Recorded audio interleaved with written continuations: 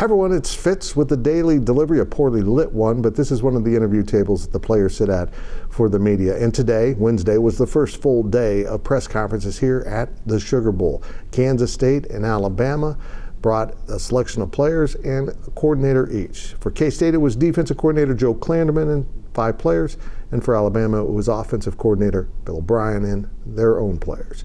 And there's a very interesting contrast in approaches to this game. Alabama is really invested in this game. If they try to say afterwards they weren't interested, it contradicts everything they just said today. They're invested in the game. They don't really care about the opponent. They want to play one more time with each other, with the quarterback and their star outside linebacker and all those things. They're invested in playing with each other. I don't think they really respect Kansas State very much. They don't know much about Kansas State, which I find astonishing. You would think you would pick things up watching film, and in prep you might learn something. But they don't really seem to have a feel for Kansas State. They quite clearly look down on the Big 12 and K-State. That's okay. K-State, on the other hand, is invested in winning this game. They're invested in playing Alabama. They're highly interested in what this game can represent for Kansas State football going forward. And as Chris Kleiman raises the perception of K-State football around the country, this is maybe the biggest opportunity Kansas State has had in a very long time to change what people might think K-State football is about. And it would be very impactful also on the recruiting trail.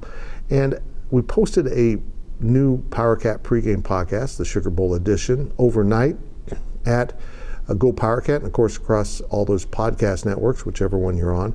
And during that, I shared my thoughts that I have never been more confident of a K-State victory in a significant game than I am in this one since 2003's Big 12 championship. And everyone said I was crazy for thinking Kansas State could beat Oklahoma in that game, and of course they did 35-7. I don't think K-State will rout Alabama. I think it'll be a really close game. I think K-State wins by about 3 points.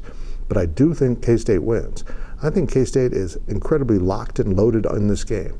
And what this game represents, along with what TCU playing Michigan right after the Sugar Bowl and their own bowl game represents, is a huge opportunity for the new Big 12 to make a bold statement about where this conference is headed. Because in reality, Texas and Oklahoma were never the entire conference. Even though Oklahoma kind of dominated for a while, there's always been good football teams. But now as they get ready to go to the SEC, the Big 12 can put everyone on notice that they might be gone pretty soon, but TCU and Kansas State are playing some pretty damn good football. It's the Cats and Tide, 11 a.m. Saturday morning, just down the road at the Superdome. Continuing coverage at GoPowercat.com. Come on over, check us out, and please subscribe while you're there. I think you'll like what you buy.